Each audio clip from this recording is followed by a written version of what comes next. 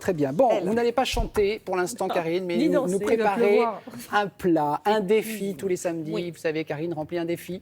Et ce matin, le défi, un plat de pâtes. Mais attention, pas des coquillettes au jambon, hein, attention, un plat de pâtes. Bon, mais... Non, mais c'est bien aussi. Bah, oui. Mais non, mais on lui demande un défi un peu quand même spectaculaire. C'est vrai. En 5 minutes chrono. Alors ça, c'est étonnant. Oui, je vais vous faire des pâtes, pas besoin de passoire, pas besoin de tout le fadra. Là, on va mettre tout dans une cocotte ou une casserole, one pot, basta. C'est un petit jeu de mots pour dire qu'il suffit d'une casserole pour faire un plat de pâtes cuisiné et basta.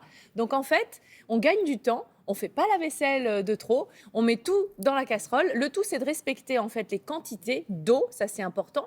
Parce que je vous ai dit pas de passoire, ça veut dire qu'on ne va pas cuire les pâtes d'un côté, les égoutter. Donc c'est le principe de la paella. Les mettre dans la garniture. Le riz boit à l'eau. C'est la cuisson, c'est une technique de cuisson par absorption. Tout à fait. Et on va finalement garder l'eau de cuisson des pâtes, l'amidon qu'elles contiennent, pour lier la sauce. Ça va nous faire quelque chose d'assez cohérent. Voilà, on y va. Pour réaliser le one pot pasta, vous aurez besoin de farfalle, de tomates cerises, de chorizo, de basilic, un petit peu d'ail également, un oignon, des petits cœurs d'artichaut marinés et un bouillon cube. Alors, j'ai pris donc une cocotte au rouge parce que, je sais pas, en ce moment, c'est ma couleur. Et dedans, on va faire revenir le chorizo coupé en petits dés ou en tranches, sans matière grasse évidemment. J'ajoute pas de matière grasse pour faire revenir les petits oignons ciselés non plus. On mélange tout ça. Et ensuite, on va ajouter l'ail. On le met en dernier, l'ail, parce qu'il est quand même plus fragile, donc il aurait tendance à brûler. Donc on le met en dernier. D'abord le chorizo, comme ça on se sert de cette matière grasse pour faire revenir l'oignon et pour faire revenir l'ail. Ensuite, on va ajouter les tomates cerises. Vous pouvez les couper en deux. Là, j'ai fait l'expérience de les laisser entières et ça marche bien. J'ai mis des petits cœurs d'artichaut marinés que j'ai coupés en deux, eux.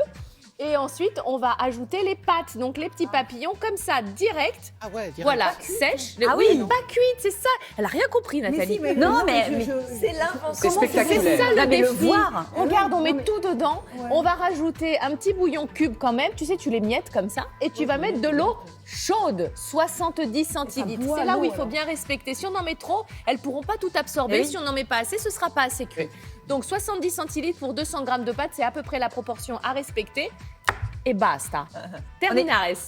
En fait, c'est incroyable. C'est le principe, alors évidemment, c'est bien meilleur quand c'est votre recette, mais le principe de ce qu'on mange dans les avions. Vous savez, on met de l'eau dans des pâtes et ça gonfle et puis après Ah oui, c'est moins appétissant. C'est un peu différent, effectivement. Moi, j'ai été sur la nourriture pour les étudiants aussi. J'ai acheté ça quand j'étais jeune, les pots. Je ne suis pas sûre que ce soit la meilleure façon de vendre ça. Non, cette chronique. Puisque j'ai dit que c'était bien meilleur avec Karine, c'est que j'ai vendu. Oui. Alors évidemment, là, on a les farfales. On peut mettre des coquillettes, on peut mettre des penne, on peut mettre des torsades. Si vous avez des pâtes longues, vous les couperez quand même au moins en deux pour qu'elles soient toutes bien immergées dans le liquide. Vous pouvez mettre du poulet, du saumon, du thon, ce que vous avez à la maison. Vous mettez tout dans la casserole et vous laissez cuire une quinzaine de minutes, le temps de cuisson des pâtes et voilà.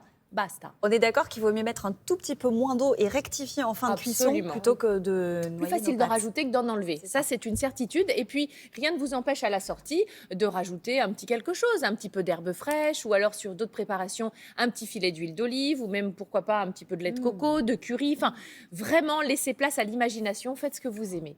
Madame Tessandier, moi qui aime les pâtes al dente, est-ce que c'est gérable avec votre système? Absolument, ça l'est. Oui, complètement. De toute façon, vous n'allez pas laisser ça cuire pendant des heures. Hein.